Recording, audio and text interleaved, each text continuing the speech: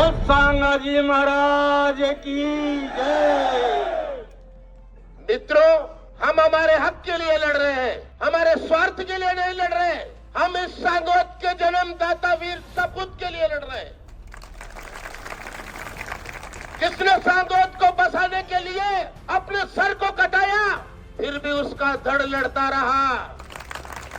हम उस वीर योद्धा के लिए लड़ रहे हैं जिसकी छाती में आंखें फूट गई थी और दुश्मनों को मारता काटता हुआ आगे बढ़ता गया उसका धड़।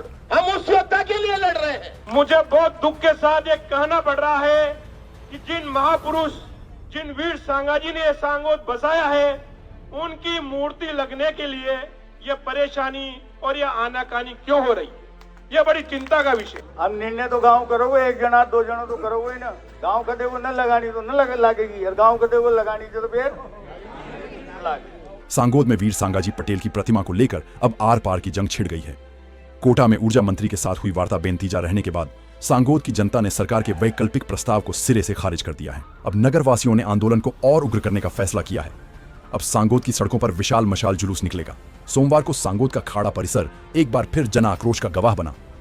यहां बड़ी संख्या में नगरवासी यह जानने पहुंचे थे कि आखिर कोटा में ऊर्जा मंत्री और संघर्ष समिति के बीच क्या बात हुई। 21 सदस्यीय प्रतिनिधिमंडल ने जनता के बीच उस पूरी बातचीत का ब्यौरा रखा जो कोटा में हुई थी। समिति ने बताया कि मंत्री हीरालाल नागर ने प्रतिमा के लिए अदालत चौराहे के बजाय किसी अन्य जगह को तलाशने का सुझाव दिया है, लेकिन खाड़ा परिसर में मौजूद जनसमूह ने इस विकल्प को एक सिरे से नकार दिया। नगर वासियों ने एक स्वर में हुंकार भरी है कि सांगोद की आन बान शान सांगाजी पटेल की प्रतिमा अगर लगेगी तो अदालत चौराहे पर ही। उन्हें कोई भी अन्य समझौता मंजूर नहीं है, जिसके बाद बैठक में सर्वसम्मति से एक बड़ा निर्णय लिया गया। अब यह आंदोलन सिर्फ दिन के उजाले तक सीमित नहीं रहेगा। सांगोदवासी जल्द ही एक विशाल मशाल जुलूस निकालकर सरकार और प्रशासन तक अपनी आवाज पहुंचाएंगे। बैठक में वक्ताओं ने जब वीर सांगा पटेल के शौर्य को याद किया तो माहौल जज्बातों से भर गया। वक्ताओं ने कहा कि जिस योद्धा ने सांगोद की रक्षा के लिए बिना शीश के भी युद्ध लड़ा, उनके सम्मान के लिए आज की पीढ़ी किसी भी हद तक जाने को तैयार है।